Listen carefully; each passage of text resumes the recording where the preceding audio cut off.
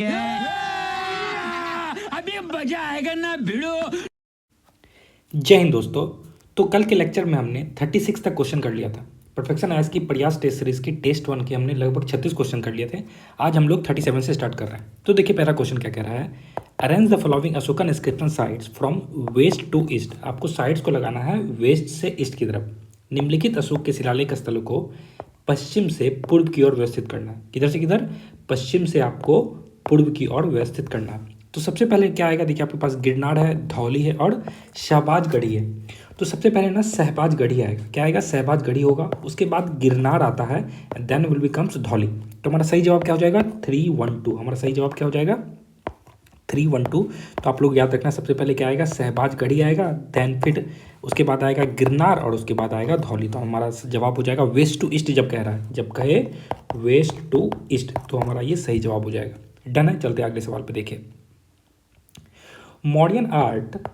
Modern art is categorised as court art and popular art. ऐसा नहीं है। Reason कह रहा है, court art was patronised by the state while popular art was created by the local craftsman. कथन है कि मौर्य कला को दरबारी कला और लोकप्रिय कला में वर्गीकृत किया गया है। ठीक है। और दरबारी कला को राज्य द्वारा संरक्षण दिया गया था, जबकि लोकप्रिय कला स्थानीय कारीगरों द्वारा किया जाता था। इसका सही जवाब क्या हो जाएगा? देखिए इसका जो सही जवाब होगा वो होगा A. Both A and R true and R explains A और आर दोनों सही है और आर ए की जो है व्याख्या भी करता है। तो समझिएगा, जो मौर्य कला थी ना, उसको दरबारी कला यानी कि कोर्ट आर्ट और पॉपुलर आर्ट में वर्गीकृत किया गया था। ये बिल्कुल सही बात है।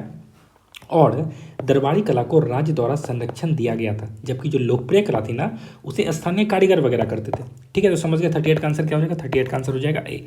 चलते हैं हम लोग 39 पे।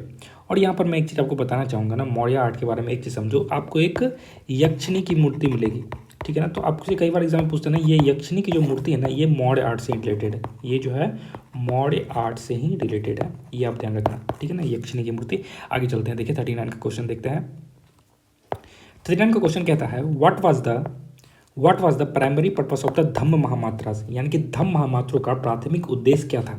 तो इसका जो मेन उद्देश्य था, लोगों के बीच अशोक के धम्म का प्रचार करना। 39 का आंसर क्या हो जाएगा? बी। 39 का आंसर क्या हो जाएगा? बी। याद रखिएगा। तो धम्म महामात्रों का जो प्राथमिक उद्देश्य था ना, लोगों के बीच अशोक के धम्म का प्रचार करना। बी हमारा सही हो, प्रमोट अशोक धम्मास अमॉन्ग पीपुल। चलते हैं हमारे 40 नंबर पे। देखो 40 नंबर का क्वेश्चन क्या कह रहा है, लोमस ऋषि के बारे में। तो लोमस ऋषि के भी सिग्निफिकेंट बिकॉज लोमस ऋषि की जो गुफाएं हैं ये महत्वपूर्ण है। क्यों महत्वपूर्ण है ये?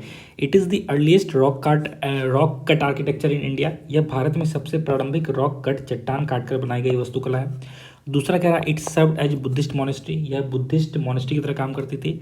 नेक्स्ट है, इट वाज अशोकाज पैलेस। और दूसरा कह रहा है, इट कॉन्टेंस गुप्ताज पेंटिंग। इसमें गुप्तकालीन चित्र थी। हमारा सही जवाब क्या हो जाएगा ना? सही जवाब हो जाएगा ए। 40 का ए याद रखो। तो लोमस ऋषि जो गुफा है ना, ये बराबर हिल्स की थी। ठीक है ना, बराबर हिल्स के पास थी। तो लोमस ऋषि की जो गुफा है, यह भारत में सबसे प्रारंभिक रॉक कट आर्किटेक्चर यानी कि चट्टान काटकर बनाई गई वास्तुकला का प्रतीक है। तो याद रखना, Lomas Rishi cave is significant because it is the earliest rock cut architecture in India. चलते हैं 41 नंबर पे। देखो 41 का कह रहा है, the decline of Mauryan empire after Ashoka is attributed to. Ashoka के बाद मौर्य साम्राज्य के पतन का कारण किसे माना जाता है? तो अशोका के बाद जो मौर्य साम्राज्य का पतन होता है ना, उसका कारण किसे माना जाता है? ऑप्शन है, weak successor, administrative decentralisation, financial strain, या फिर more than one of the above. कमजोर उत्तराधिकारी हो गए थे, प्रशासनिक विकेंद्रीकरण हो गया था, या फिर वित्तीय संकट आ गई थी, या फिर उपरोक्त में से एक से अधिक। इसका आंसर सारे सही है। आंसर डी हो जाएगा, मोर देन वन ऑफ द। सारे के सारे रीजन थे। तो अशोक के बाद जो मौर्य साम्राज्य का पतन होता है ना, उसका मेन रीजन था कमजोर उत्तराधिकारी, प्रशासनिक विकेंद्रीकरण यानी कि एडमिनिस्ट्रेटिव डिसेंट्रलाइजेशन होने लगा था, और वित्तीय संकट भी आ गया था, फाइनेंशियल स्ट्रेन भी आ गया था। ठीक है। तो ये सारे इसका जवाब हो जाएगा। इसका आंसर है D, more than one of the above. अब हम लोग आते हैं 42 पर। देखो 42 का सवाल क्या कह रहा है यहाँ पे ना, ध्यान से देखना। In Ashokan inscription the Barabar hills were donated to which sect. हमने पढ़ा था कल, अगर आपको याद होगा ना आजीविका सेक्ट के बारे में, तो आपने पढ़ा था, मैंने बताया था आपको। तो अशोक के शिलालेख में जो बराबर की पहाड़ियाँ हैं, इसे किस संप्रदाय को दान की गई है? सही जवाब हमारा है आजीविकास को दी गई है। किसे? आजीवक को दी गई है बराबर हिल्स। ठीक है ना। तो बराबर हिल्स वेयर डोनेटेड टू आजीविकास। और आपसे मैं अब ये कमेंट करके आपको बताना है, कमेंट करना, who is the founder of Ajivikas. ठीक है ना, मक्काली घोषा मैंने बताया था। ठीक है ना, कमेंट करना, फिर भी आप लिखोगे एक बार आपको याद हो जाएगा। ठीक है ना, तो इसे आप याद करोगे। ठीक है। तो बराबर हिल्स जो है ये किसको ये डोनेटेड है? तो आजीविकास को डोनेटेड है। अभी मैंने आपको ये इसके बारे में भी ऊपर में थोड़ा सा बताया था कि जो यहाँ पे दीदारगंज यक्षिणी की मूर्ति, मैंने बताया था ना यक्षिणी की जो मूर्ति है ना, तो दीदारगंज यक्षिणी किसके लिए प्रसिद्ध है? मौर्यन, गुप्ता, गंधरा, ब्रॉन्ज। अगर मैंने आपको बताया ना मौर्यन से रिलेटेड है, तो दीदारगंज जो यक्षिणी की जो मूर्ति है ये मौर्यन पॉलिश्ड सैंडस्टोन है, मौर्यकालीन पॉलिश किया हुआ बलुआ पत्थर है, ये याद रखोगे। आंसर क्या हो जाएगा? ए। तो दीदारगंज की यक्षिणी की जो मूर्ति है ना, यह मौर्यकालीन पॉलिश किया हुआ बलुआ पत्थर है, याद रखना इसको, ठीक है ना, बहुत इंपॉर्टेंट सवाल है, एग्जाम में देखने को मिल सकता है। आगे चलते हैं, देखो 44 पे आते हैं। देखो नेक्स्ट कह रहा है यहाँ पे, Sitamarhi cave in Bihar is unique because, Bihar में जो सीतामढ़ी गुफा है अद्वितीय है क्योंकि इट कॉन्टेंस गुप्ताज इंस्क्रिप्शन, इसमें गुप्तकालीन शिलालेख है इसीलिए अद्वितीय है। नेक्स्ट है, it is a natural cave modified by Mauryans, यह मौर्य द्वारा संशोधित की गई एक प्राकृतिक गुफा है। नेक्स्ट है, it was a royal palace, यह एक शाही महल था। और अगला है, it is a Buddhist stupa, यह एक बौद्ध स्तूप है। सही जवाब क्या हो जाएगा? इसका सही जवाब हो जाएगा, it is a natural cave modified bye Mauryas. तो बिहार में जो सीतामढ़ी की गुफा है यह मौर्य द्वारा संशोधित एक प्राकृतिक गुफा है, याद रखिएगा। यह क्या है? मौर्य द्वारा संशोधित एक प्राकृतिक गुफा है। क्या है? प्राकृतिक गुफा, इसे याद रखिएगा।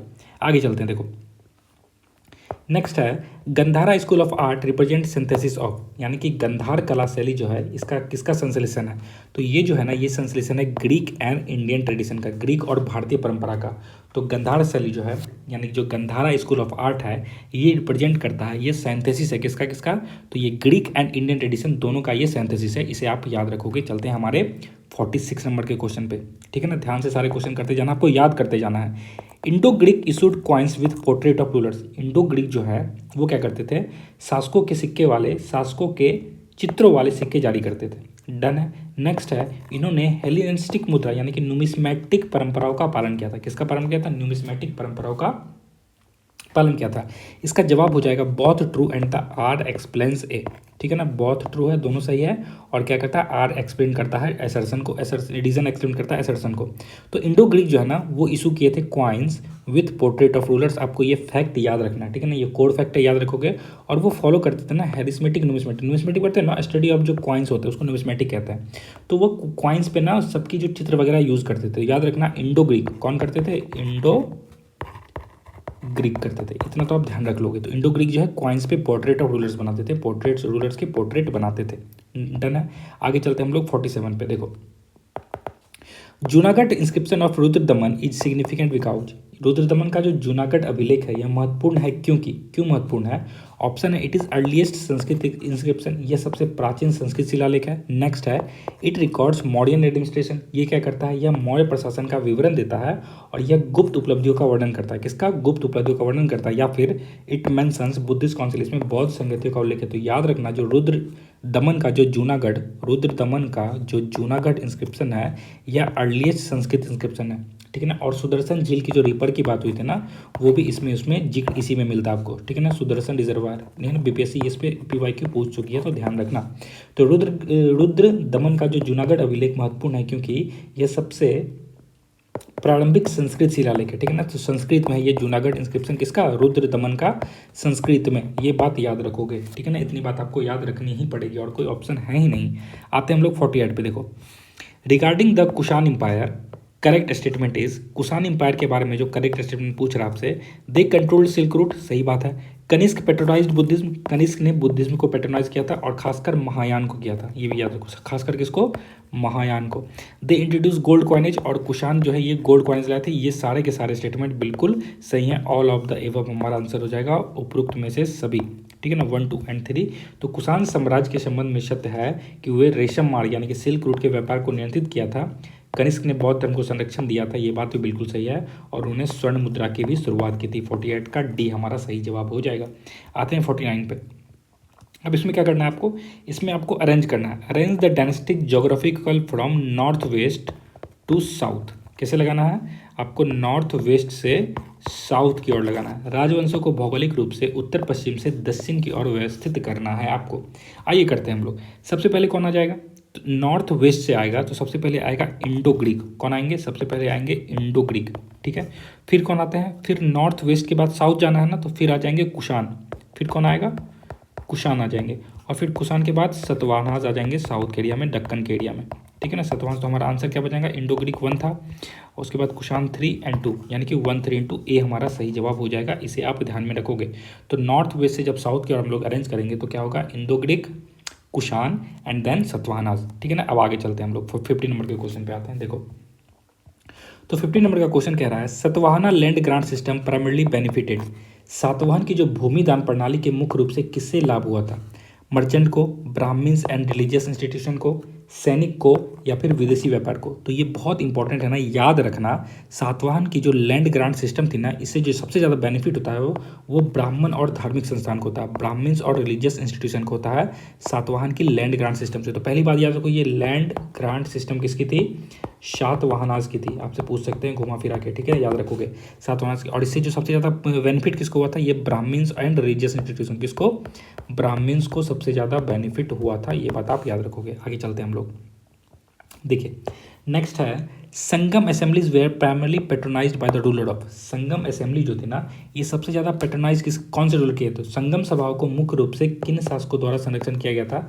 आप पढ़ते हो, आप उनका नाम ही ऐसे लेते हो, चेरा, चोला एंड पांड्या। क्या नाम लेते हो आप, Chera, Chola and Pandya. Answer will be 51 का ए।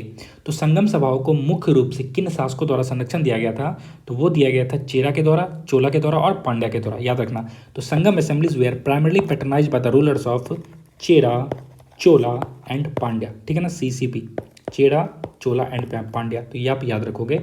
चलते हैं हमारे नेक्स्ट सवाल पे। The Sangam text Pattinappalai mainly describe, तो जो संगम टेक्स्ट है ना, संगम ग्रंथ पट्टिनपाल्ले मुख्य रूप से किसका वर्णन करता है, the port city of Kaveripattinam, the reason of Ashoka, trade with Rome during Gupta period, या फिर बुद्धिस्ट मोनेस्टिक लाइफ के बारे में। तो संगम टेक्स्ट पट्टिनपल्लई जो है ना, यहाँ पे देखो पट्टिनपल्लई जो है, ये मेनली डिस्क्राइब करता है the port city of Kaveripattinam. ये किसको डिस्क्राइब करता है, तो ये डिस्क्राइब करता है पोर्ट सिटी ऑफ कावेरीपट्टनम को, ठीक है। तो ये बहुत इंपॉर्टेंट फैक्ट है, आप याद रखोगे। तो संगम टैक्स में जब पट्टिनपल्लई की बात आएगी तो ये मेनली डिस्क्राइब करता है port city of Kaveripattinam, port city of Kaveripattinam. Pattinappalai को आप बिल्कुल रिलेट कर लो कावेरीपट्टनम से, पट्टिनपल्लई, कावेरीपट्टनम। आगे चलते हम लोग 53 पे आते हैं। देखो 53 क्या कह रहा है, यहाँ पर हम लोग बहुत चीज़ सीखेंगे। क्वेश्चन बहुत अच्छा क्वेश्चन है ये। The term tinai in Sangam literature refers to, तो ये टर्म वाले क्वेश्चन कई बार आते हैं ना, तो ये जो तिनई है ना, टर्म तिनई, ठीक है। तो ये जो term tinai in Sangam literature refers to, तो तिनई का मतलब क्या है, तो ऑप्शन दिया हुआ है land division based on ecological zone, यानी कि पारिस्थितिक क्षेत्रों के आधार पर भूमि विभाजन, या फिर एडमिनिस्ट्रेटिव प्रोविंस, प्रशासनिक प्रांत, टैक्सेशन सिस्टम, कराधीन प्रणाली, या फिर सैन्य संगठन। सही जवाब क्या हो जाएगा, देखो इसका जो सही जवाब होगा ना, वो होगा land division based on ecological zone. Ecological zone के हिसाब से लैंड को डिवाइड किया जाता था, उसे ही हम लोग तिनई कहते थे। क्या कहते थे, संगम लिटरेचर में उसे क्या कहा जाता था, तिनई कहते थे। क्या कहते थे, तिनई। यहाँ पे आप देखोगे, हम लोग तिनई के बारे में देखते हैं। यहाँ पे देखो, तो तिनई जो है ये संगम लिटरेचर में था। लोग किस टाइप के एरिया में रहते थे, उनका जीवन, ऑक्यूपेशन, इमोशन, कल्चर कैसा था, इसके बारे में बात करता है तिनई में। 5 तरह के तिनई होते थे, ठीक ना, जो इंपॉर्टेंट है बहुत आपके एग्जाम के लिए, मैं उनको एक्सप्लेन कर रहा हूँ ताकि वो चीज़ आपकी अच्छी पकड़ रहे उस पर। तो कुरिंजी होता था, कुरिंजी ना माउंटेन एरिया, आपसे पूछा सकता है कुरिंजी किसको बोलते थे, कुरिंजी जो है ये माउंटेन एरिया को कहते थे, और ये सिंबल था लव और यूनियन का, ठीक है ना, लव और यूनियन का। तो माउंटेन तो ऐसे भी भाई लव का ही सिंबल है, ठीक है ना, माउंटेन बहुत सारी होती है वो चीज़ें। तो देखो कुरिंजी जो है ये क्या है, माउंटेन एरिया को कहते थे कुरिंजी, माउंटेन एरिया को क्या कहते थे, कुरिंजी कहते थे। मुल्लई फॉरेस्ट को कहते थे, मुल्लई फॉरेस्ट को, ठीक है ना, ये वेटिंग या पेशेंस का सिंबल था। तो मुल्लई किसको, फॉरेस्ट को। मुरुथम एग्रीकल्चर लैंड को कहते थे, मरुथम देखो मरुस्थल होता था ना, तो मरुथम से याद रखो agriculture land. Neithal coastal area को, नेटल कोस्टल याद रखोगे, नेटल कोस्टल एरिया को। और पल्लई जो है ये डेजर्ट को कहते थे। पल्लई किसको कहते थे, डेजर्ट को कहते थे। हार्डशिप या फिर कुछ जर्नी हो गई इसके बारे में ध्यान रखोगे। पल्लई किसे कहते हैं, तो डेजर्ट को कह रहे थे, हार्डशिप या फिर कोई जर्नी हो उसके बारे में, ठीक है ना। पल्लई डेजर्ट। तो याद हो गया आपको, कुरिंजी माउंटेन को कह रहे हैं, मुल्लई फॉरेस्ट को, मरुथम तो एग्रीकल्चर लैंड को, नेटल कोस्टल, पल्लई डेजर्ट को कह रहे हैं। डन है। तो इतनी चीज़ आपको याद रखनी थी इस क्वेश्चन से, तो आप समझ गए। Tinai in Sangam literature refers to the land division based on ecological zone. अब आता हम लोग 54 पे। देखो 54 का क्वेश्चन क्या कह रहा है, with reference to Sangam age consider the following statement. Sangam युग के संदर्भ में निम्नलिखित कथनों पर आपको विचार करना। पहला है, the Chera dynasty controlled important ports on the western coast of south India. Chera राजवंश ने दक्षिण भारत के पश्चिमी तट पर, ध्यान से सुनो कंफ्यूज नहीं होना, दक्षिण भारत के पश्चिमी तट पर महत्वपूर्ण बंदरगाहों को नियंत्रित किया था। ठीक है। दूसरा जो है, the control of this ports enabled the Cheras to dominate trade with Roman world and West Asia.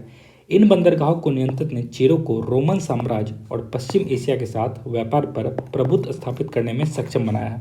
ठीक है। तुम लेट के क्यों पढ़ रहे हो? तुम्हें बैठ के पढ़ना चाहिए ना, अच्छे से बैठ के पढ़ो। मैं तुमसे कह रहा हूँ, हाँ इधर उधर मत देखो, मैं तुमसे ही कह रहा हूँ, बैठ के पढ़ो, ध्यान से पढ़ो। ठीक है ना, ध्यान दो मैं क्या कह रहा हूँ। तो the control of this ports enabled the Cheras to dominate trade with Roman world and West Asia. इन बंदरगाहों ने नियंत्रण ने चेरों को रोमन साम्राज्य और पश्चिम एशिया के साथ व्यापार पर प्रभुत्व स्थापित करने में सक्षम बनाया था। ये दोनों के दोनों स्टेटमेंट सही हैं, याद रखो। 54 का आंसर क्या हो जाएगा? सी, बोथ 1 एंड 2, बोथ 1 एंड 2। ठीक है ना, क्या होगा? सी हो जाएगा, बोथ 1 एंड 2। तो पहली बात आपको याद रखनी पड़ेगी, important portion west coast of south India. तो साउथ इंडिया के जो वेस्ट कोस्ट है ना, उस पर किसका प्रभुत्व था? चेरा का। यही बात आपसे कह रहा है कि चेर राजवंश ने दक्षिण भारत के पश्चिमी तट पर, तो दक्षिण भारत के पश्चिमी तट पर जो बंदरगाह थे उस पर कौन ज़्यादा अपना प्रभाव दिखा रहा था? चेर राजवंश उसको कंट्रोल कर रहा था। नेक्स्ट है, इन बंदरगाहों के नियंत्रक ने चेरों को रोमन राज्य और पश्चिम एशिया के साथ प्रभुत्व स्थापित करने में क्या कर दिया? सक्षम। अब देखो वो सारा पोर्ट कंट्रोल कर रहे हैं वेस्ट कोस्ट पे, तो क्या हो रहा था? उनका ना ट्रेड होने लगा था इसके साथ, तो रोमन वर्ल्ड और वेस्ट एशिया के साथ ट्रेड होने लगा था। इतनी सी बात है, आप ध्यान रखोगे, समझ गए होगे आप। आगे चलते हैं, देखो 55 पे। 55 कहता है, with reference to society described in Sangam literature consider the following statement. Sangam साहित्य में वर्णित समाज के संदर्भ में निम्नलिखित कथनों पर आपको विचार करना है। पहला है, agriculture from the primary occupation of the people. Sangam literature में एग्रीकल्चर जो था यह प्राइमरी ऑक्यूपेशन था वहाँ के लोगों का, कृषि लोगों का प्राथमिक व्यवसाय था। नेक्स्ट है, cattle rearing was an important economic activity in pastoral region. कहते हैं देहाती क्षेत्रों में पशुपालन एक महत्वपूर्ण आर्थिक गतिविधि थी। क्या थी? आर्थिक। प्राइमरी ऑक्यूपेशन तो एग्रीकल्चर है, लेकिन जो इकोनॉमिक एक्टिविटी थी ना पेस्टोरल रीजन में, वो क्या थी? कैटल रियरिंग थी। देहाती क्षेत्रों में पशुपालन महत्वपूर्ण आर्थिक गतिविधि थी। नेक्स्ट है, mining and heavy industries were the dominant occupation mentioned in Sangam text. Sangam ग्रंथों में खनन और भारी उद्योग मुख्य व्यवसाय के रूप में वर्णित है। ठीक है ना, मुख्य व्यवसाय के रूप में वर्णित था। उन ऊपर में से कौन सा कथन सही पूछा हुआ? तो ये दो आपका जो स्टेटमेंट है ना लास्ट वाला, ये जो लास्ट वाला स्टेटमेंट है ये बिल्कुल गलत है। तो आप 3 को कट कर दोगे, यहाँ से यहाँ हमारे पास जवाब आ गया। सही जवाब क्या हो जाएगा? ए हमारा सही जवाब है, ए हमारा सही जवाब है। तो 1 बिल्कुल सही है, 2 बिल्कुल सही है। तो याद रखो, जो संगम लिटरेचर में प्राइमरी ऑक्यूपेशन क्या है? तो प्राइमरी ऑक्यूपेशन था एग्रीकल्चर, ये बात ध्यान रखोगे। और इंपॉर्टेंट इकोनॉमिक एक्टिविटी क्या थी? कैटल रियरिंग जो इंपॉर्टेंट इकोनॉमिक एक्टिविटी थी, ये बात आपको याद रखना है। प्राइमरी ऑक्यूपेशन वाली बात बिल्कुल ध्यान में रखो, यानी जो प्राथमिक व्यवसाय था वो था कृषि, और जो आर्थिक गतिविधि थी उसमें क्या आता था? पशुपालन आता था। ठीक है ना, और ये जो स्टेटमेंट है ये वाला गलत है। ठीक है, मेरे ख्याल से आपको ये 55 में क्वेश्चन भी अच्छे से डील हो गया होगा। चलते हम लोग 56 पे। अब देखो, द पोर्ट ऑफ मुजरिस, ये क्वेश्चन ना शायद एग्जाम में आया भी हुआ, PYQ है ये। ठीक है, the port of मुजरिस mentioned in Roman account was located in the territory of. तो पोर्ट ऑफ मुजरिस पोर्ट जो है ना, जो कि रोमन अकाउंट में था, उस ये किस क्षेत्र में आता था? ये किस क्षेत्र में आता था? याद रखना, ये चेराज के क्षेत्र में आता था। तो ये जो मुजरिस है ना, पोर्ट ऑफ मुजरिस, ये कौन से क्षेत्र में आता था? ये B नंबर में। तो मुजरिस जो बंदरगाह है ये चेर के क्षेत्र में आता था, चेरा के क्षेत्र में, ये आप याद रखोगे। तो port of मुजरिस mentioned in Roman accounts was located in the territory of Cheras. ठीक है ना, चेराज के टेरिटरी में था, इतनी बात ध्यान रखनी। 57 पे आते हैं हम लोग। देखो, with reference to the early Gupta ruler consider the following statement. यानी कि जो अर्ली गुप्ता रूलर थे ना, उनके बारे में आपको बाकी स्टेटमेंट पर थोड़ा ध्यान देना। देखो, प्रारंभिक गुप्त शासकों में संदर्भ में निम्नलिखित कथनों पर विचार करें। करते हैं विचार। पहला दिया हुआ है, Shrigupta is regarded as the earliest known founder of the Gupta dynasty. Shrigupta जो है उनको गुप्ता राजवंश के सबसे पहले ज्ञात संस्थापक के रूप में माना जाता है, ये बात कह रहे हैं ये लोग। ठीक है, नेक्स्ट है, Ghatotkacha assume the imperial title of Maharaja Dhiraj. कहता है कि घतोत्कच ने महाराजा धीराज का टाइटल लिया था। क्या ये सही है? आगे देखते हैं हम लोग। और नेक्स्ट है, Chandragupta one strengthen the Gupta's position through a matrimonial alliance with the Licchavis. ठीक है ना, लिच्छवीज के साथ उन्होंने क्या किया था? मैट्रिमोनियल अलायंस बनाया था। देखिए, इसमें ना 1 और 3 बिल्कुल सही है, 2 बिल्कुल गलत है। महाराजा धीराज घतोत्कच नहीं, ये चंद्रगुप्त लिए थे टाइटल। ठीक है ना, चंद्रगुप्त लिए थे महाराजा धीराज का। ठीक है, ये बात आप ध्यान रखोगे। अब देखो यहाँ पे, तो Shri Gupta is regarded as the earliest founder of Gupta dynasty. तो श्री गुप्ता जो है इनको रिगार्ड किया जाता है earliest founder of Gupta dynasty, ये बिल्कुल सही है। ये क्या है? बिल्कुल सही है। 1 मिनट रुक जाना बस। तो हमने पढ़ा, तो श्रीगुप्ता जो है उनको रिगार्ड किया जाता है अर्लीस्ट नॉन फाउंडर है वो गुप्ता डायनेस्टी के, ये बात तो हम समझ गए। नेक्स्ट है महाराजा धीराज का जो टाइटल लिया था ये किसने लिया था, तो चंद्रगुप्त वन ने लिया था, इसे याद रखना। घटोत्कच ने नहीं लिया था, इसलिए ये स्टेटमेंट गलत हो जाता है। और ये आपको याद रखना पड़ेगा, Chandragupta one strengthened the Gupta position through a matrimonial alliance. उन्होंने क्या कहता है, एक मैट्रिमोनियल अलायंस बनाया था, किसके साथ, तो लिच्छवीस के साथ।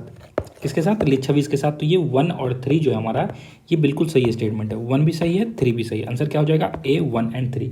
तो श्रीगुप्त को गुप्त राजवंश के सबसे पहले ज्ञात संस्थापक के रूप में माना जाता है, ये याद रखिए। और घटोत्कच को शाही उपाधि मिली महाराज राज की, नहीं, ये चंद्रगुप्त वन को मिली थी। और चंद्रगुप्त प्रथम ने लिच्छियों के साथ वैवाहिक गठबंधन के माध्यम से गुप्त साम्राज्य की स्थिति को क्या किया था, मजबूत किया था। आंसर क्या हो जाएगा, 1 and 3 will be the correct answer. आते हैं हम लोग अब 58 पे।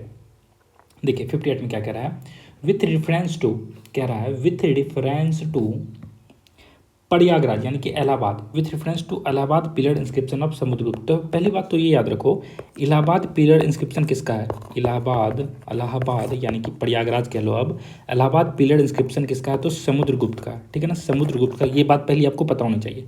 अब उनसे रिलेटेड आपको कुछ स्टेटमेंट दिया हुआ, आपको उन स्टेटमेंट पर क्या करना है, ध्यान देना। क्या करना है, ध्यान दें। आइए ध्यान देते हैं। पहली बात है, the inscription was composed by Harisena, court poet of Samudragupta. तो शिलालेख की रचना समुद्रगुप्त के दरबारी कवि हरिसेन ने की थी, ठीक है, डन है। आगे देखते हैं। It provide details about Samudragupta's southern expedition and policy towards defeated rule. यह समुद्रगुप्त के दक्षिणी अभियान और पराजित शासकों के प्रति उसकी नीति के बारे में विवरण प्रदान करता है, ठीक है। नेक्स्ट देखो यहाँ पे, the inscription is written in Prakrit language and Brahmi script. इस इंस्क्रिप्शन को जो है लिखा गया है प्राकृत लैंग्वेज में और ब्राह्मी स्क्रिप्ट में। देखो इसमें जो ये स्टेटमेंट है ना, बिल्कुल सही है, 1 भी सही है और 2 भी सही है, लेकिन कैच थोड़ा हमारा 3 में ही है, 3 वाला गलत है, ठीक है ना। तो ये कट हो जाएगा, हमारा सही जवाब आ जाएगा 1 एंड 2, ठीक है ना, 1 एंड 2। तो अब इसको याद करो अच्छे से। पहली बात तो आपको पता होना चाहिए, प्रयागराज पिलर इंस्क्रिप्शन किसका है, समुद्रगुप्त का। समुद्रगुप्त के कोर्ट पोएट कौन है, हरिसेन, याद रखो नाम, क्या नाम था, हरिसेन। उन्होंने इसे कंपोज किया था, ठीक है ना, उन्होंने इसे क्या क्या कंपोज किया था। और समुद्रगुप्त ने दक्षिणी अभियान और पराजित शासकों के प्रति उसकी नीति के बारे में इसमें बहुत अच्छे से विवरण मिल जाता है इलाहाबाद पिलर इंस्क्रिप्शन में समुद्रगुप्त के बारे में। अब ये जो इंस्क्रिप्शन है ना, इस इंस्क्रिप्शन को लिखा गया है, inscription is written in Sanskrit language, Prakrit में नहीं लिखा गया, इसे किस में लिखा गया है, संस्कृत लैंग्वेज में, संस्कृत लैंग्वेज में। इस बात का ध्यान रखोगे। और इसमें कौन सी स्क्रिप्ट यूज़ की गई है, तो ब्राह्मी स्क्रिप्ट यूज़ की गई है। कौन सी स्क्रिप्ट, ब्राह्मी स्क्रिप्ट, याद रखो, Brahmi script plus language Sanskrit. Language कौन सा है, संस्कृत, और स्क्रिप्ट कौन सा है, ब्राह्मी स्क्रिप्ट। प्रकृत का कहीं जिक्र नहीं है इसमें, ठीक है ना, प्रकृत का कहीं पे भी जिक्र नहीं है, प्रकृत गलत हो जाएगा। तो हमारा आंसर हो गया 1 एंड 2। तो याद रखना, इलाहाबाद पिलर इंस्क्रिप्शन जो है किसका है, समुद्रगुप्त का। किसने लिखा, उनके जो कोर्ट पोएट थे हरिसेन, उन्होंने लिखा है। और उनके जो दक्षिणी अभियान है उसके बारे में उसके जिक्र मिल जाता है। और इसे लिखे किसमें गया था, इसमें संस्कृत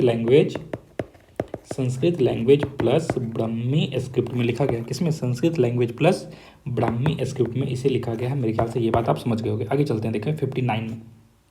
देखो Samudragupta southern campaign is mainly non for. Samudragupta का जो दक्षिण अभियान है मुख्य रूप से किससे जाना था, अभी हमने पढ़ा, क्या होगा आंसर, आंसर हो जाएगा Allahabad pillar inscription. Allahabad pillar inscription के द्वारा इलाहाबाद के स्तंभ शिलालेख से। और आप बताओगे अब कमेंट करके कि इसे लिखा किसने था, इसे किसने कंपोज किया था, तो उसका नाम क्या था, हरिसेन। नाम लिखना है, फिर भी मैंने बता दिया, फिर भी लिखना, ठीक है ना। 59 का ये हमारा सही जवाब हो जाएगा। आते हैं 60 पे। देखो 60 में कह रहा है, which factor most critically undermined the Gupta empire's longevity compare to the Mauryans empire. बहुत अच्छा क्वेश्चन है कि मौर्य साम्राज्य की तुलना में गुप्ता साम्राज्य के लंबे समय तक टिके रहने की संभावना को किस कारक ने सबसे ज़्यादा कमजोर किया था, ये पूछ रहा है आपसे। ऑप्शन देखो क्या है, over reliance on feudal land grants leading to the central authority erosion.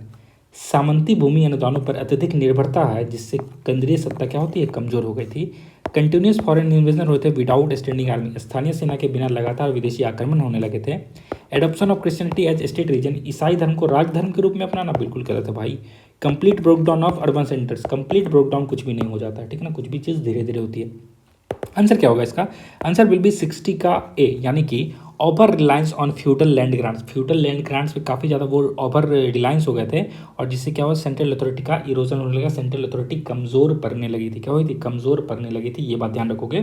तो मौर्य साम्राज्य की तुलना में गुप्त साम्राज्य के लंबे समय तक टिके रहने की संभावना को किस कारक ने सबसे ज़्यादा कमजोर किया था? वो कारक था कि सामंती भूमि अनुदानों पर अत्यधिक निर्भरता हो गई थी, जिससे केंद्रीय सत्ता काफ़ी कमजोर हो गई थी। समझना इसको। अब चलते हम लोग 61 पे। किस पे आ रहे हैं हम लोग? 61 पे। The famous Navaratna court scholar are associated with. जो फेमस नवरत्न कोर्ट स्कॉलर है ये किससे एसोसिएटेड थे? प्रसिद्ध नवरत्न दरबारी किससे संबंधित थे? तो ये संबंधित थे किससे? बताओ बताओ बताओ। ये थे चंद्रगुप्त टू से। किससे? चंद्रगुप्त द्वितीय से। तो याद रखना, कंफ्यूज बिल्कुल मत होना। तो फेमस नवरत्न जो है ये किनके कोर्ट में थे? चंद्रगुप्त टू के कोर्ट में। नवरत्न किसके कोर्ट में? नवरत्न चंद्रगुप्त टू, CG2, ठीक है ना, ये ध्यान में रखोगे आप, ठीक है ना। चंद्रगुप्त टू के कोर्ट में थे नवरत्न, ये बात बहुत इंपॉर्टेंट है, ध्यान में रखना। आगे चलते हैं 62 में। देखो, the identification of king Chandra. ये सब क्वेश्चन आपको देखने में थोड़े लग रहे होंगे लेंथी टाइप, लेकिन बहुत ही इजी क्वेश्चन। आप जब पढ़ रहे होगे ना, मेरे बताने से पहले आप इसे अगर अटेम्प्ट करते हो तो आप ऐसे भी आंसर लगा ले जाते, ठीक है ना। कॉमन सेंस से सारे क्वेश्चन बन जा रहे हैं। तो identification of king Chandra mentioned in the Mehrauli iron pillar inscription. कौन से इंस्क्रिप्शन बात हो रही है? मेहरौली आयरन पिलर इंस्क्रिप्शन की। With Chandragupta two is primarily based on which of the following historical consideration. Mehrauli लौह स्तंभ शिलालेख में उल्लिखित राजा चंद्र की पहचान चंद्रगुप्त द्वितीय से करना मुख्य रूप से किस ऐतिहासिक विचार पर आधारित है? पहली बात तो याद रखो, जो आपसे पूछा जाएगा कि मेहरौली आयरन पिलर इंस्क्रिप्शन में चंद्रगुप्त टू को चंद्र के नाम से मेंशन किया गया। किस नाम से? चंद्र के नाम से उनको मेंशन किया गया। किसके नाम से? चंद्र के नाम से उनको मेंशन किया गया है। ये बात याद रखोगे, आपसे क्वेश्चन डायरेक्ट ये पूछ सकते हैं वो लोग, ठीक है ना। किस नाम से मेंशन किया गया? तो चंद्र के नाम से उनको मेंशन किया गया। डन है। अब यहाँ पे समझना, ये जो है ऑप्शन किसका आंसर क्या हो जाएगा? हम लोग इसका आंसर की तरफ चलते हैं। तो इसमें दिया हुआ था description of victories in eastern India and Vaishnava affiliation consisted with Guptas imperial ideology. ठीक है, यही हमारा सही जवाब है। तो इसमें क्या होता है ना, पूर्वी भारत में जीत का वर्णन है और गुप्त विचारधारा के अनुरूप वैष्णव विचार भी है। गुप्त विचारधारा के अनुरूप क्या है? वैष्णव विचारधारा भी है। इसे याद रखिएगा, वैष्णव विचारधारा भी है। इसे आपको क्या करना है? ध्यान रखना है। तो 62 का आंसर क्या हो जाएगा? बी हमारा सही जवाब हो जाएगा। तो मेहरौली स्तंभ शिलालेख में उल्लिखित राजा चंद्र की जो द्वितीय करना मुख्य रूप से किस ऐतिहासिक विचार पर निर्भर है? वह है पूर्वी भारत में जीत का वर्णन और गुप्त विचारधारा के अनुरूप वैष्णव विचार। गुप्त विचारधारा के अनुरूप जो थी वैष्णव विचार थी, उससे वो अटैच है। ये उस बात का आप क्या रखोगे? ध्यान रखोगे, ठीक है। डन है। चलते हम लोग आगे। अगला क्वेश्चन क्या कह रहा है हमारा, देखो। Successful resistance of Hunas during the reason of Skanda Gupta had which of the following broader implication of Gupta empire. Next question पूछता है कि स्कंद गुप्त के शासनकाल के दौरान हुनों के सफल प्रतिरोध का गुप्त साम्राज्य के लिए निम्नलिखित में से कौन सा व्यापक निहितार्थ था? ऑप्शन एक है it insured the permanent decline of central Asian invasion into India. इसने भारत में मध्य एशियाई आक्रमण की अस्थायी गिरावट क्या की? सुनिश्चित की। ये पूछ रहा है। अगला है it impose several military and physical pressure that weakened the later Gupta stage. इसने गंभीर सैन्य और राजकोषीय दबाव डाला जिसके बाद जो गुप्त राज है ना वो काफ़ी कमजोर हो गया था। अगला है it led to the territorial expansion of empire into central Asia. इसके कारण मध्य एशिया में साम्राज्य का क्या हुआ? क्षेत्रीय विस्तार होता है। और नेक्स्ट है it resulted in the intermediate collapse of Gupta administration in Gangetic plain. इसके परिणाम स्वरूप गंगा के मैदानों में गुप्त प्रशासन का तत्काल पतन हुआ। सही जवाब हो जाएगा बी।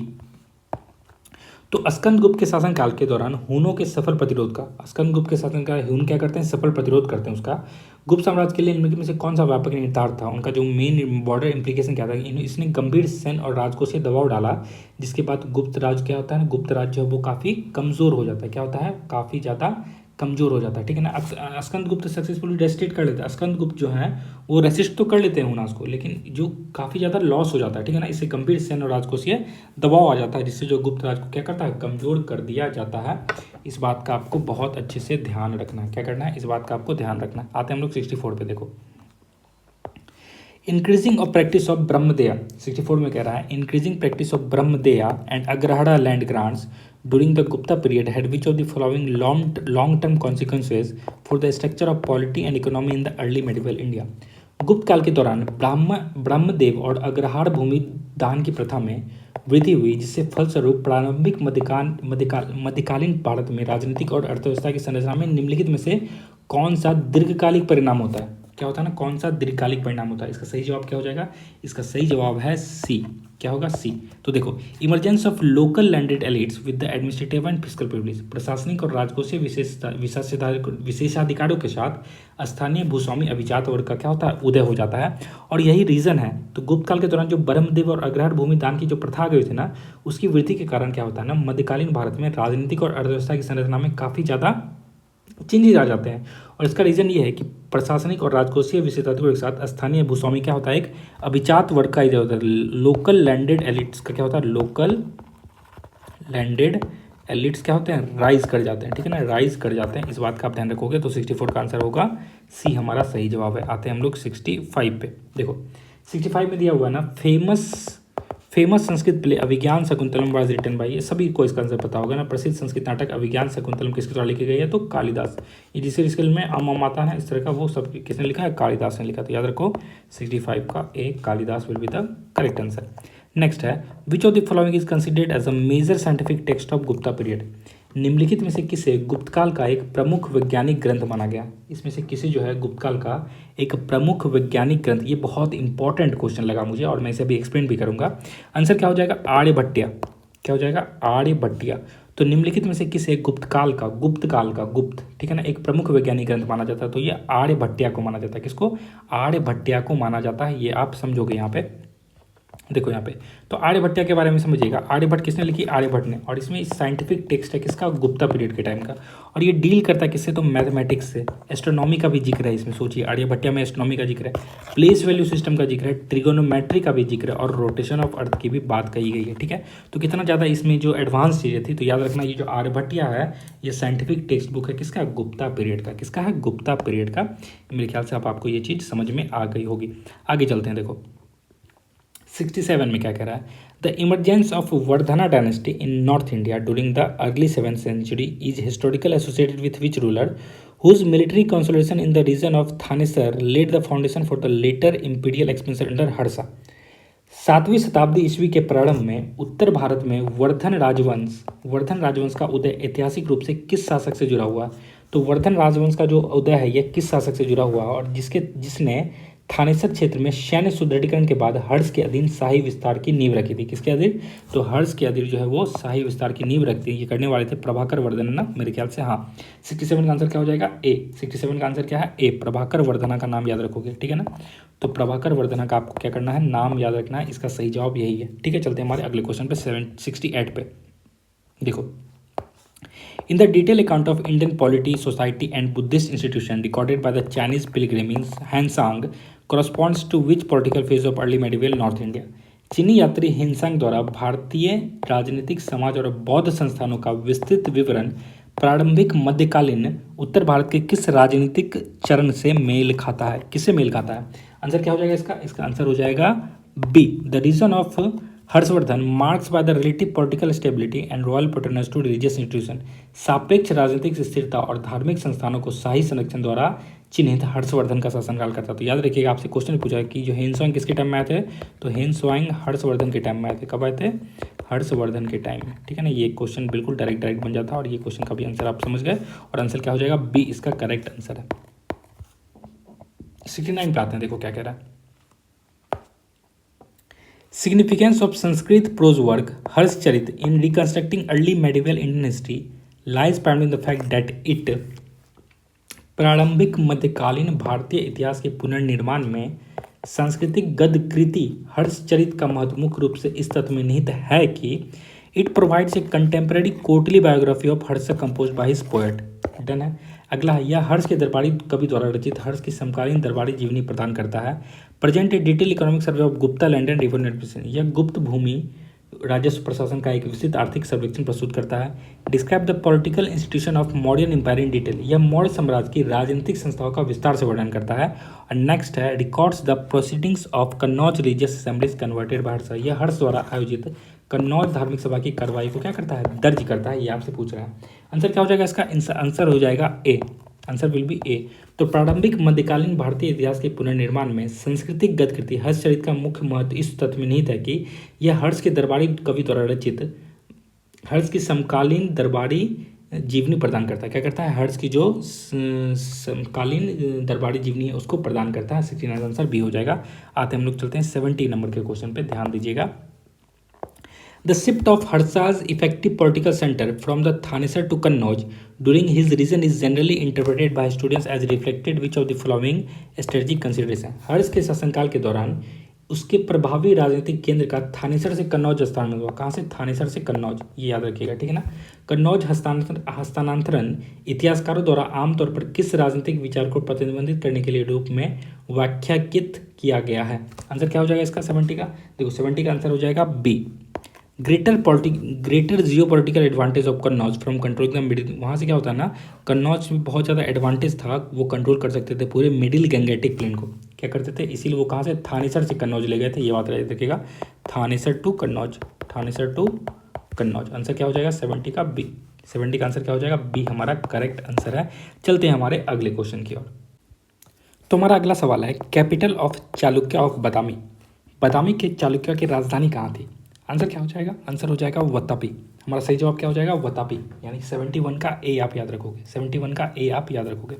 नेक्स्ट क्वेश्चन पे आते हैं। Pulakeshin two defeated which northern ruler. Pulakeshin द्वितीय ने किस उत्तरी शासक को हराया था? ये आपसे पूछ रहा है। तो पुलकेशिन टू ने किसे डिफीट किया था? याद रखो, हर्षा को। किसे? हर्षा को उसने डिफीट किया था। आंसर हो जाएगा बी, ठीक है, ध्यान रखना। तो पुलकेशिन टू ने किसे डिफीट किया था? तो हर्षा को, ठीक है ना। और बादामी के चालुक्य की राजधानी कहाँ थी? तो आपने पढ़ लिया, वतापी थी। कहाँ थी? वतापी। बादामी के चालुक्य की राजधानी कहाँ थी? वतापी थी, ये आप याद रखोगे। आते हैं 73 पे। The Pallava ruler associated with the construction of shore temple at Mahabalipuram was.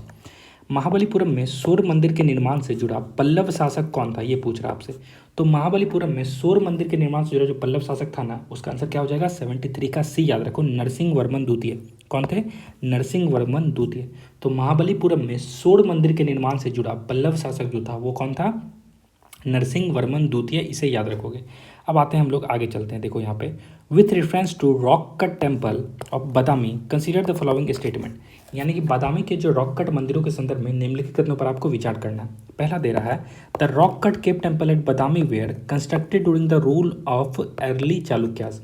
बादामी में चट्टानों को काटकर बनाए गए गुफा मंदिरों का निर्माण प्रारंभिक चालुक्यों के शासनकाल के दौरान किया गया था, ये बात कह रहा है। अगला है, this temple display a mixture of Shaiva, Vaishnava and Jain religious tradition. ये मंदिर शैव, वैष्णव और जैन धार्मिक परंपराओं की क्या कर रहा है? कि मिश्रण को प्रदर्शित करते हैं, ये बात आपसे कह रहा है। आंसर क्या हो जाएगा इसका? देखो इसका आंसर हो जाएगा 74 का सी, यानी कि बोथ 1 and 2 इज करेक्ट। यानी कि बादामी का जो रॉक कट मंदिर के संदर्भ में जो बादामी के चट्टानों को काटकर बनाए गए गुफा मंदिरों का निर्माण प्रारंभिक चालुक्यों के शासनकाल में हुआ था, अर्ली चालुक्यों के टाइम में हुआ था, ये बात आपको याद रखना, लेटर के टाइम में नहीं हुआ था। और याद रखना, ये जो बादामी केव्स ये क्या है? ये शैव, वैष्णव और जैन धर्म परंपराओं का मिश्रण है। तो आप शैविज्म, ठीक है ना, शैवा और वैष्णवा तो आप टिक कर भी लोगे, लेकिन आपको जैनिज्म भी याद रखना होगा। वैष्णवा प्लस साथ में कौन है? जैनिज्म, ठीक है ना। शैव, वैष्णव एंड जैनिज्म, किसकी बात कर रहे हैं हम लोग? रॉक कट केव्स की बात कर रहे हैं। इसे आप लोग रिलेट कर लेना, याद कर लोगे। आते हैं हम लोग 75 का क्वेश्चन देखते हैं एक बार ध्यान से। देखो 75 का क्वेश्चन क्या कह रहा है, द एनालिटिकल रोल ऑफ जाति इन द पोस्ट वैदिक इंडिया वाज टू, यानी कि उत्तर वैदिक काल के भारत में जाति की विश्लेषणात्मक भूमिका यह थी कि वह, ये पूछ रहा आपसे। देखो, replace the varna system entirely the birth based endogamous groups, वर्ण व्यवस्था को पूरी तरह से जन्म आधारित अंतर विवाही समूह में प्रस्तावित कर देना, ये गलत है भाई। Provide occupational specialisation within varnas enhancing social mobility, यही मेन मकसद था जातियों का कि वर्णों के भीतर व्यावसायिक विशेषज्ञ प्रदान करे, जिससे सामाजिक गतिशीलता बढ़े। यार हिंदी के वर्ड कुछ ना प्रोनाउंसिएशन नहीं हो पाता है। देखो, तो वर्णों के भीतर व्यावसायिक विशेषज्ञता प्रदान करे, जिससे सामाजिक गतिशीलता बढ़े। ठीक है, समझ गए? तो हमारा आंसर यही हो जाएगा, ये बिल्कुल करेक्ट है भाई। ठीक है ना, ध्यान रखना दोस्तों। तो उत्तर वैदिक काल में भारत में जाति की जो विश्लेषणात्मक भूमिका थी, यह थी कि वह वर्णों के भीतर व्यावसायिक विशेषज्ञता प्रदान करे, जिससे सामाजिक गतिशीलता को क्या मिले? बढ़ावा मिले। इसे याद रखना। अब लोग चलते हैं 76 नंबर के क्वेश्चन पे। क्या कह रहा है देखो, which 3 dynasties were involved in the tripartite struggle. बहुत अच्छा क्वेश्चन है कि त्रिपक्षीय संघर्ष में किन 3 राजवंश शामिल थे? कौन कौन शामिल थे? आंसर क्या हो जाएगा? आंसर हो जाएगा 76 का ए, यानी कि पालाज, राष्ट्रकूटाज, गुर्जर्स एंड प्रतिहार। कौन कौन थे? पाला थे, राष्ट्रकूटार और गुर्जर प्रतिहार। ये 3 पार्टी स्ट्रगल में कौन? पालाज, राष्ट्रकूट और गुर्जर एंड प्रतिहार, ठीक है। तो इन्हीं के बीच में क्या था, ट्राईपार्टाइट स्ट्रगल चल रहा था, इसे याद रखना। द फाउंडर ऑफ पाला डायनेस्टी, ठीक है ना, बिल्कुल वन लाइनर क्वेश्चन है, आपको पता होना चाहिए इसका जवाब। तो पाल राजवंश के जो संस्थापक थे वो कौन से थे, गोपाला कौन थे, गोपाला, याद रखो। तो फाउंडर ऑफ पाला dynasty is Gopal, founder of पाला इज डायनेस्टी इज गोपाल। आपको पता है गोपाल कौन है, गोलमाल देखा आपने, वही वाला गोपाल, ठीक है। तो जो पाल राजवंश का संस्थापक कौन था, गोपाल था, ठीक है ना, गोपाल थे। आते हम लोग नेक्स्ट चलते हैं 78 पे। The monumental temple complex at Khajuraho noted for its Nagara style architecture. पहली बात तो ये याद रखेंगे, बिल्कुल फटाक से याद कर लो, ये जो खजुराहो है उनका मंदिर है, ये कौन सा स्टाइल का, तो ये नागरा स्टाइल का मंदिर है। पूछ लेगा ना भाई आपसे आर्ट एंड कल्चर के क्वेश्चन के दौरान, तो आपको याद करवा दूंगा मैं, आपको बिल्कुल याद हो जाएगी चीज़ें, ठीक है। तो monumental temple complex at Khajuraho noted for its Nagara style architecture and elaborate sculpture program flourished under which ruling dynasty whose political authority dominated at Bundelkhand region during the 10 to 11th century CE। Khajuraho का जो स्मारकीय मंदिर परिसर है, जो अपनी नागर शैली की वस्तुकला और विस्तृत मूर्तिकला का कार्यक्रम के लिए प्रसिद्ध है, किस शासक राजवंश के अधीन फूला फला, जिसका राजनीतिक अधिकार 10वीं और 11वीं ईस्वी के बाद बुंदेलखंड क्षेत्र पर हावी था, ये आपसे पूछ रहा है, ठीक है ना। बहुत अच्छा क्वेश्चन है, आंसर क्या हो जाएगा, चंडीलाज ऑफ जेका भुक्ति के चंदेल के बारे में। आंसर क्या हो जाएगा, बी को याद रखना, 78 का जवाब हो जाएगा बी। बहुत इंपॉर्टेंट क्वेश्चन है, इसे आप ध्यान में रखोगे। चलते हम लोग नेक्स्ट क्वेश्चन पे 79 पे आते हैं। क्या कह रहा है 79, the Arab conquest of Sindh in 1711 और 12 CE under Muhammad bin Qasim. तो अरब कॉन्क्वेस्ट किसके अंदर में हुआ था, पहली बात तो याद कर लेंगे फटाक से, अरब कॉन्क्वेस्ट को याद कर लो, कब हुआ, 711 और 12 CE में होता है, किसके टाइम में, मोहम्मद बिन कासिम, किसके टाइम में, मोहम्मद बिन कासिम के टाइम हुआ था, ये याद रखना, अरब कॉन्क्वेस्ट, ठीक है ना। विच of the following historical implication for the Indian song, इसमें इंडियन सबकॉन्टिनेंट के लिए क्या हिस्टोरिकल इंप्लीकेशन था, यानी कि मोहम्मद बिन कासिम के अधीन 711 और 12वीं ईस्वी के सिंध की अरब विजय, सिंध की क्या थी, अरब कॉन्क्वेस्ट ऑफ सिंध में भारतीय उपमहाद्वीप के लिए निम्नलिखित में से कौन सा ऐतिहासिक निहितार्थ था, ये पूछ रहा आपसे। आंसर क्या हो जाएगा इसका आंसर हो जाएगा बी, याद रखो, Arab introduction of Arab administrative practices and establishment of Islam and as a political presence in north western India. यही मेन इसका इम्प्लीकेशन था कि इंट्रोडक्शन ऑफ अरब होता है और एडमिनिस्ट्रेटिव प्रैक्टिस बढ़ती है, जिससे इस इस्लाम को एस्टेब्लिश किया जाता है जो political presence in north west India में। कहाँ पे, नॉर्थ वेस्ट इंडिया में। अरब प्रशासनिक प्रथाओं की शुरुआत और उत्तर पश्चिमी भारत में एक राजनीतिक उपस्थिति के रूप में इस्लाम की क्या होती है, स्थापना होती है। तो ये मेन चीज़ था इंडियन सब कॉन्टिनेंट के लिए। तो अरब कॉन्क्वेस्ट ऑफ सिंध से आप समझेंगे 711 और 12 CE में हो रही थी, ध्यान रखना। आते हैं 80 पे, देखो स्कॉलरली वर्क किताबुल हिंद किसने लिखी है, अल बरूनी ने, ये तो याद कर लो भाई डायरेक्ट, ठीक है, डायरेक्ट क्वेश्चन मिलेगा आपको। तो scholarly work Kitabul Hind which offers a detail account of Indian religion science society was composed by Al Biruni. बताया मैंने आपको।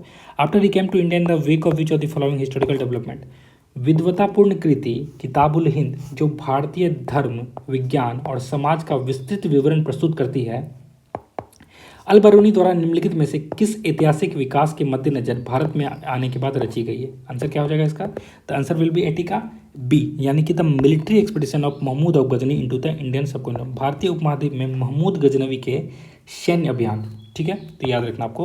तो स्कॉलरली वर्क जो किताबें हिंद ये क्या करते हैं, डिटेल अकाउंट देती है इंडियन, और ये जो लिखी गई किसके बाद लिखी गई, तो wake of the military expedition of Mahmud Ghazni का जो इंडियन सबकॉन्टिनेंट पे जो मिलिट्री एक्सपीडिशन हुआ था, यानी कि भारतीय उपमहाद्वीप में जो महमूद गजनवी का जो सैन्य अभियान हुआ था उसी के बाद इसे लिखा था।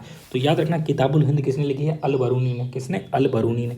आते हैं हम लोग 81 पे, देखो 81 में क्या था, एस्टेब्लिशमेंट ऑफ दिल्ली सल्तनत at beginning of 13th sanctuary is generally traced to which historical development following the Gudi dynasty, यानी कि गौड़ी dynasty, Gaudi conquest in northern India. 13वीं शताब्दी की शुरुआत में दिल्ली सल्तनत की स्थापना आमतौर पर उत्तर भारत में गौड़ी विजय के बाद किस ऐतिहासिक विकास से जोड़ा गया है, ये आपसे पूछ रहा है। आंसर क्या हो जाएगा 81 का, देखो 81 का जो आंसर हो जाएगा ना, ये हमारा पहला स्टेटमेंट ही सही है। The declaration of political independence by the Qutbuddin Aibak after the death of Mohammad Ghori, यानी कि मोहम्मद गौरी की डेथ के बाद जो होता है ना, ये जो कुतुबुद्दीन ऐबक है, ये क्या होता है, ये पॉलिटिकली इंडिपेंडेंस घोषित कर देता है, ये डिक्लेयर करता है मैं वो पॉलिटिकली इंडिपेंडेंस हो चुका हूँ। तो मोहम्मद गौरी की मृत्यु के बाद कुतुबुद्दीन ऐबक द्वारा राजनीतिक स्वतंत्रता की घोषणा की जाती है, ठीक है ना, राजनीतिक स्वतंत्रता की घोषणा कर दी जाती है, इसे आप लोग याद रखोगे। अब हम लोग आते हैं 82 पे, एकता सिस्टम पे। देखो क्या है ये एकता सिस्टम, ध्यान से देखना एकता सिस्टम के बारे में। देखो the iqta system under the Delhi sultanate primarily served which of the following administrative purpose. Delhi सल्तनत के तहत जो एकता प्रणाली है, यह मुख्य रूप से किस प्रशासनिक उद्देश्य के लिए कार्य करती है, ठीक है। तो देखो यहाँ पे समझो, इसका आंसर क्या हो जाएगा हमारा 82 का, 82 का आंसर हो जाएगा ए। क्या है ये, ध्यान से पढ़ेंगे। Assignment of revenue right from specific territories to official in lieu of salary for maintaining troops and administration. Iqta प्रणाली कहती है कि सैनिकों और प्रशासन के रख रखाव के लिए, किसके लिए, सैनिकों और प्रशासन के रख रखाव के लिए वेतन के बदले अधिकारियों को निर्दिष्ट क्षेत्रों में राजस्व अधिकारियों का आवंटन किया जाता था। राजस्व अधिकारियों का आवंटन यानी उनको कुछ एक लैंड दे दिया जाता था, अब यहाँ की रेवेन्यू आप ले लो, उनको सैलरी नहीं दे रहे हैं, एक लैंड का टुकड़ा दे दिए और यहाँ से रेवेन्यू आप कलेक्ट कर लो, अपनी सैलरी निकाल लो, आप वहाँ से जितनी भी चीज़ें हो रही है आप ले लो। तो यही था एकता सिस्टम, ठीक है। तो समझ गए हम लोग। तो दिल्ली सल्तनत के तहत जो एकता प्रणाली का मुख्य रूप से किस प्रशासनिक उद्देश्य के लिए कार्य करती थी, यह सैनिक और प्रशासन के रखरखाव के लिए वेतन के बदले अधिकारियों को निर्दिष्ट क्षेत्रों में राजस्व अधिकारियों का आवंटन कर देती थी। आते हैं हम लोग 83 पे। देखो, the market regulation introduced by Alauddin Khilji in Delhi. तो मार्केट रेगुलेशन कौन लाए थे, अलाउद्दीन खिलजी लाए थे, इस बात का ध्यान रखिएगा। वे are primarily aimed at achieving which of the following objective of sultanate state. Delhi में अलाउद्दीन खिलजी द्वारा शुरू किए गए बाजार नियमों का मुख्य उद्देश्य सल्तनत राज के निम्नलिखित में से किस लक्ष्य को प्राप्त करना था। आंसर क्या हो जाएगा, ensuring stable and low price of essential commodities to maintain a large standing army. यानी कि एक बड़ी स्थानीय सेना को बनाए रखने के लिए आवश्यक वस्तुओं की स्थिर और कम कीमतें सुनिश्चित करना। इसीलिए वो क्या लेके आए थे, मार्केटिंग रूल लेकर आया था। कौन, अलाउद्दीन खिलजी। अलाउद्दीन खिलजी क्या लेकर आया था, मार्केटिंग रेगुलेशन लेकर आया था। आते हम लोग 84 पे आते हैं। देखो, the decision of Mohammad bin Tughlaq to shift the capital from Delhi to Daulatabad. Mohammad bin Tughlaq का जो था वो उन्होंने क्या किया, दिल्ली से दौलताबाद शिफ्ट किया। Is often interpreted by students as a reflection of which of the following strategic consideration. Mohammad bin Tughlaq ने, एक तो पहले याद रखना, दिल्ली से दौलताबाद कौन शिफ्ट करता है, दिल्ली से कहाँ शिफ्ट करता है ये पूछ देगा आपसे, कैपिटल दौलताबाद। कौन करता है, मोहम्मद बिन तुगलक दौलताबाद, ठीक है। इतना तो आपको रटा होना चाहिए, याद होना चाहिए। आगे आते हैं। देखो, तो मोहम्मद बिन तुगलक की राजधानी को दिल्ली से दौलताबाद स्थानांतरित करने के निर्णय की व्याख्या इतिहासकारों द्वारा अक्सर किस रणनीतिक विचार को प्रतिबंधित करने के रूप में की जाती है, ठीक है। आंसर क्या हो जाएगा इसका आंसर हो जाएगा 84 का बी, याद रखो। Attempt to establish a closer administrative control over the Deccan and the entire, यानी कि वो दौलताबाद से ना वो क्लोजर आ गया था डेक्कन के, और वो क्या कर सकता था, एडमिनिस्ट्रेटिव कंट्रोल कर सकता था डेक्कन का और इंटायर सब कॉन्टिनेंट का। तो दक्कन और पूरे उपमहाद्वीप पर प्रत्यक्ष प्रशासनिक नियंत्रण स्थापित करने के प्रयास में वो किसने क्या किया, दिल्ली से दौलताबाद किसने किया था, मोहम्मद बिन तुगलक ने। आते हैं 85 पे। देखो 85 क्या कह रहा है, the emergence of Sikhism in late 15th century is closely associated with the teachings of Guru Nanak which reflected which of the following broader religious and social tendency in medieval India. 15वीं शताब्दी के अंत में सिख धर्म का उदय गुरु नानक जी की शिक्षाओं से गहराई से जुड़ा है, जो मध्यकालीन भारत में निम्नलिखित में से किस व्यापक धार्मिक और सामाजिक प्रवृत्तियों को प्रतिबिंबित करता है, ये आपसे पूछ रहा है। आंसर क्या हो जाएगा 85 का, देखो 85 का आंसर हो जाएगा B, synthesis of bhakti, devotionalism and elements of Islamic monotheism emphasizing equality and rejection of ritualism. Bhakti और इस्लामी एकेश्वरवाद के तत्वों का संश्लेषण, समांतर पर जोर देना और कर्मकांडों की अस्वीकृति पे। तो इसका आंसर यही हो जाएगा, इसे आप याद करो। तो 85 का आंसर विल बी बी, इसे बहुत ध्यान से आप लोग रखना। आगे चलते हम लोग 86 पे। 86 कहता है the teachings of Kabir are generally associate with the nirguna bhakti. कहते हैं कि जो कबीर की जो टीचिंग थी ना उसको जनरली एसोसिएट किया जाता है निर्गुणा भक्ति से। किससे, निर्गुणा भक्ति से एसोसिएट करते हैं, ठीक है। बिकॉज दे, ठीक है ना, कबीर की शिक्षाओं को आमतौर पर निर्गुण भक्ति परंपरा से जोड़ा जाता है क्योंकि वे आंसर क्या हो जाएगा, rejected ritualism and idol worship while emphasizing devotion to the formless and attributeless divine reality. एक निराकार गुण रहित ईश्वरीय वास्तविकता को प्रतीक के प्रति भक्ति पर जोर देते हुए वो कर्म कांड और मूर्ति पूजा को क्या करते थे, खारिज करते थे। इसीलिए कहा जाता था कबीर जो है वो एसोसिएटेड थे किससे, निर्गुण भक्ति से, ठीक है ना। फॉर्मलेस गॉड, फॉर्मलेस कोई फॉर्म नहीं है उसका, ठीक है ना। इसलिए आंसर याद रखना 86 का आंसर हो जाएगा बी। आते हैं हम लोग 87 पे। देखो, establishment of Chishti Sufi order in India, establishment of Chishti Sufi order in India under Khwaja Moinuddin Chishti had which of the following broader implication for medieval Indian society.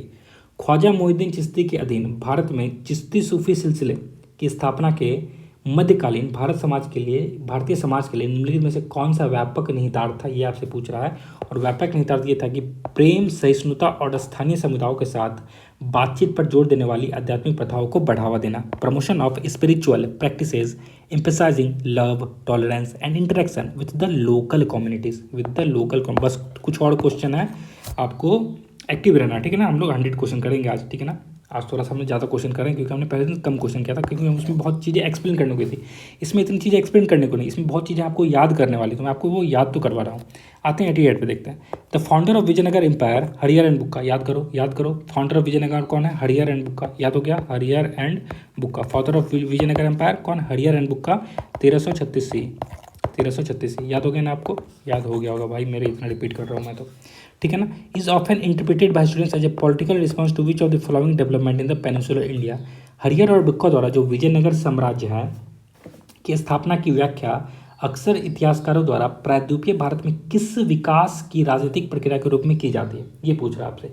Answer क्या हो जाएगा इसका आंसर हो जाएगा डिक्लाइन ऑफ दिल्ली सल्तनत authority and the need for the strong regional power in the Deccan south India. Delhi सल्तनत के अधिकार में गिरावट और दक्षिण भारत में एक मजबूत क्षेत्रीय शक्ति की आवश्यकता थी, ठीक है ना। इसलिए वो लोग क्या करते हैं, वो लोग विजयनगर एम्पायर का क्या करते हैं, फाउंड करते हैं, कौन, हरिहर और बुक्का दोनों मिलकर। अब आते हैं हम लोग 89 पे। 89 का क्वेश्चन है, the choice of Hampi was as the capital of Vijayanagar empire is generally attributed to the which of the following strategic economic consideration. Vijayanagara साम्राज्य की राजधानी के रूप में हम्पी के चयन का श्रेय आमतौर पर किस राजनीतिक और आर्थिक विचार को दिया जाता है। देखो इसको समझना ध्यान से। तो it proximity to major maritime trade ports on the Coromandel coast, ये दिया हुआ है। फिर दिया हुआ it naturally fortified terrain along with Tungabhadra river access to the important trade routes, और यही हमारा सही जवाब भी बन जाता है। क्या होता है, तो ये जो थी ना, तुंगभद्रा नदी के साथ इसका प्राकृतिक रूप से किलाबंद इलाका और महत्वपूर्ण व्यापार मार्गों तक पहुंच के कारण हम्पी को एज ए कैपिटल। तो विजयनगर का कैपिटल आप याद करोगे, आप यहाँ पे क्या याद रखोगे, तो विजयनगर एम्पायर का जो कैपिटल था वो कहाँ था, हम्पी था। कहाँ पे, हम्पी, कहाँ था, हम्पी। ये बहुत इंपॉर्टेंट है भाई, याद करना, याद कर कर रखोगे। अब आते हम लोग 90 पे। 90 का क्वेश्चन क्या कह रहा है, द इस्टेब्लिशमेंट ऑफ बहमनी सल्तनत 1347 ईस्वी में होती है। The establishment of Bahmani sultanate under Alauddin Bahman Shah represented which of the following broader political development in the Deccan, ठीक है ना। अलाउद्दीन बहमान शाह के अधीन बहमनी सल्तनत 1347 ईस्वी की स्थापना दक्कन में किस व्यापक राजनीतिक विकास का प्रतिनिधित्व करती है, ये आपसे पूछ रहा है। देखो यहाँ पे इसका आंसर क्या हो जाएगा, इसका आंसर हो जाएगा assertion of independence by the regional nobles against the weakening Delhi सल्तनत। कमजोर होती दिल्ली सल्तनत के खिलाफ क्षेत्रीय रईसों के द्वारा स्वतंत्रता का दावा हो जाता है, ठीक है। तो अलाउद्दीन बहमान शाह के अधीन जो बहमनी सल्तनत की स्थापना दक्कन में होती है वो क्यों होती है, क्योंकि कमजोर जो हो रही थी दिल्ली सल्तनत, वो जो क्षेत्रीय रईस थे वो क्या करते हैं, स्वतंत्रता का दावा करने लग जाते हैं। तो याद रखिएगा, बहमनी सल्तनत कौन, अलाउद्दीन बहमान शाह कौन करते हैं, अलाउद्दीन बहमान शाह बहमनी सल्तनत की स्थापना करते हैं। हम लोग आते हैं 91 पे। देखो The establishment of Mughal Empire in 1526 was primarily a result of technological tipping point in warfare. Who navigated this shift? बहुत अच्छा क्वेश्चन है कि 1526 में मुगल साम्राज्य की स्थापना मुख्य रूप से युद्ध में एक तकनीकी निर्णायक मोड़ का परिणाम था। इस बदलाव का नेतृत्व किसने किया था, ये आपसे पूछ रहा है। इसका आंसर हो जाएगा ए, ठीक है, तैमूरी राजकुमार, जिसने पानीपत में गतिशील घुड़सवार सेना के साथ ओटोमन बारूद रंदी को एकीकृत किया था। तो जो टिमोरिड प्रिंस थे ना, who integrated Ottoman gun powder tactics with the mobile cavalry at the Panipat, यही मेन रीजन था इसका, यही निर्णायक मोड़ हो जाता है, ठीक है ना। तो याद रखना 91 का A will be the correct answer. आते हैं हम लोग 92 पे। In the context of Mughal fiscal policy zabt system, ठीक ना, zabt system represented the move towards measurement based system, जिसको पैमाइश कहते हैं, which administration formalise the data centric approach. Mughal राजकोषीय नीति के संदर्भ में जब्त प्रणाली मापन आधारित मूल्यांकन पैमाइश की दिशा में एक कदम का प्रतिनिधित्व करती है। किस प्रशासन ने इस डेटा केंद्रित दृष्टिकोण को औपचारिक रूप दिया था, ये आपसे पूछ रहा है। इसका सही जवाब क्या हो जाएगा, the mid Mughal golden age administrative for reform under the influence of Raja Todarmal, यानी कि राजा टोडरमल के प्रभाव में मध्य मुगल स्वर्ण युग के प्रशासनिक सुधार की वजह से। 92 का आंसर क्या हो जाएगा, B will be the correct answer. 92 का बी जो है हमारा, ये क्या हो जाएगा, करेक्ट आंसर हो जाएगा, करेक्ट आंसर हो जाएगा। 93 पे आ जाएंगे हम लोग। The mansabdari system introduced during the reason of Akbar was primarily intended to achieve which of the following administrative objective, ठीक है ना, within the Mughal empire. Akbar के शासनकाल के दौरान जो शुरू की गई मनसबदारी प्रणाली मुख्य रूप से मुगल साम्राज्य में किस प्रशासनिक उद्देश्य को प्राप्त करने के लिए की गई थी, ये आपसे पूछ रहा है। आंसर क्या हो जाएगा, रैंक और दायित्व पर आधारित एक वर्गीकृत नौकरशाही थी ना, और पदानुक्रम के माध्यम से सैन्य और नागरिक प्रशासन का एकीकरण करता है, यानी कि the integration of military and civil administration through a graded bureaucratic hierarchy based on the rank and obligation. उनको क्या करना पड़ता, उनको उनके रैंक और ऑब्लिगेशन के हिसाब से घुड़सवारों को मेंटेन करता था, आर्मी मेंटेन करनी पड़ती है, ठीक है, और उनको सैलरी मिलती थी उनके रैंक के हिसाब से, सवार वगैरह कहते थे, ठीक है। तो याद रखना 93 का आंसर क्या हो जाएगा, 93 का आंसर विल बी हमारा सही जवाब है। आते हैं 94 पे, देखो the construction of Taj Mahal under Shah Jahan is often interpreted as reflecting which broader characteristic of Mughal imperial culture in 17th century। Shah Jahan के अधीन ताजमहल के निर्माण की व्याख्या अक्सर इतिहासकारों द्वारा 17वीं शताब्दी में मुगल शाही संस्कृति की किस व्यापक विशेषता को प्रतिनिधित्व करने के रूप में की जाती है। आंसर क्या हो जाएगा इसका आंसर हो जाएगा C, culmination of Mughal architectural synthesis Persian Timurid Indian element, ठीक है ना। तो ये फारसी, तिमोरी और भारतीय तत्वों के संयोजन वाली मुगल स्थापत्य संश्लेषण की प्रकाष्ठा थी, ठीक है। तो इसे आप लोग याद रखना, बहुत इंपॉर्टेंट है। अब आते हैं हम लोग 95 के क्वेश्चन पे, देखो the rise of Maratha polity under Shivaji in 17th century is understood in the context of which of the following structural development in the Deccan. 17वीं शताब्दी में शिवाजी के अधीन मराठा राज्य के उदय को दक्कन में निम्नलिखित में से किस संरचनात्मक विकास के संदर्भ में सबसे अच्छा समझा जाता है।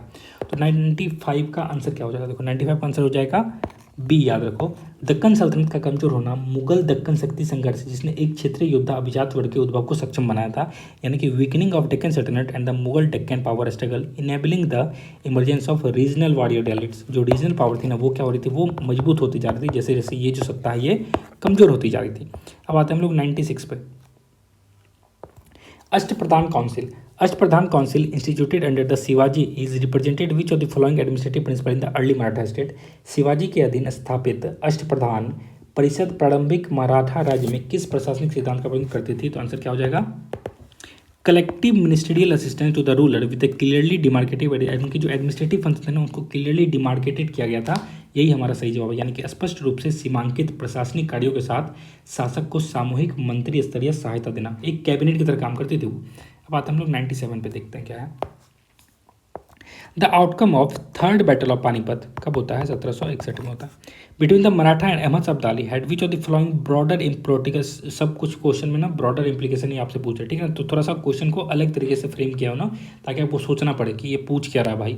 तो outcome of the third battle of Panipat 1761 between the Maratha and Ahmad Abdali had which of the following broader political consequence for the Indian subcontinent. Maratha और अहमद अब्दाली के बीच जो पानीपत की तीसरी युद्ध हुई थी, कब हुई थी, 1761 में, के परिणाम भारतीय उपमहाद्वीप के लिए निम्नलिखित में से कौन सा व्यापक राजनीतिक परिणाम हुए थे।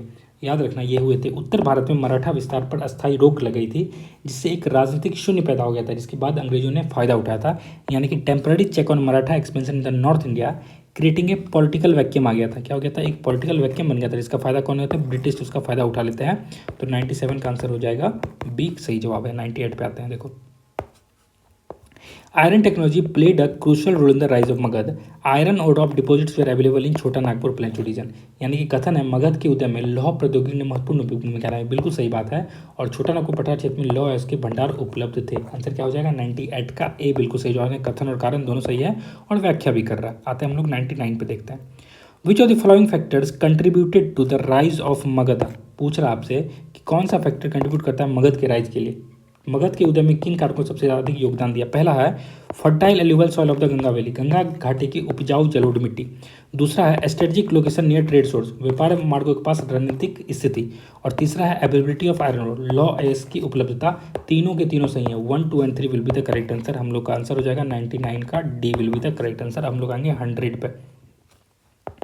अब आते हैं हम लोग 100 पर, देखो 100 का क्वेश्चन क्या कह रहा है। Why did Jainism emphasize extreme asceticism more than Buddhism in its early phase? पूछता है आपसे कि बताइए जैन धर्म ने अपने शुरुआती दौर में बौद्ध धर्म की तुलना में अत्यधिक तपस्या पर क्यों जोर दिया था।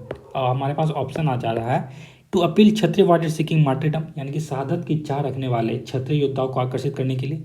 As a logical extension of ahimsa to purify karma through bodily modification, ahimsa के एक तार्किक विस्तार के रूप में शरीर को कष्ट देकर कर्मों को शुद्ध करने के लिए। बिल्कुल सही जवाब है ये, हमारा 100 का आंसर हो जाएगा बी। यानी कि जैन धर्म ने अपने शुरुआती दौर में बौद्ध धर्म की रिस्पेक्ट में, बौद्ध धर्म की तुलना में अधिक तपस्या पर जोर दिया था, क्योंकि अहिंसा के एक तार्किक विस्तार के रूप में शरीर को कष्ट देकर कर्मों को शुद्ध करना चाहते थे। ठीक है ना, शुद्ध करने के लिए हमारा आंसर हो जाएगा 100 का बी। तो आज हमने लगभग 100 क्वेश्चन कर लिए, बस 50 क्वेश्चन बचे हैं, वो हम 50 क्वेश्चन नेक्स्ट वीडियो में कर लेंगे। तो अगर आपको मेरी ये वीडियो पसंद आ रहा है, हम लोग सारी कोचिंग की डिटेल्स को कवर करने वाले इसी तरह डिटेल में, तो प्लीज़ कमेंट करके बताएगा कि वीडियो आपको कैसा लगा। इसी तरह मेरे चैनल को लाइक करिए, शेयर करिए और सब्सक्राइब करना दोस्तों। Thank you so much. मेरा ये चैनल सब्सक्राइब करें और मेरे हर अपडेट आपको मिले, इसके लिए बेल आइकन जरूर दबाइएगा। आप सभी को मेरी ढेर सारी शुभकामनाएं।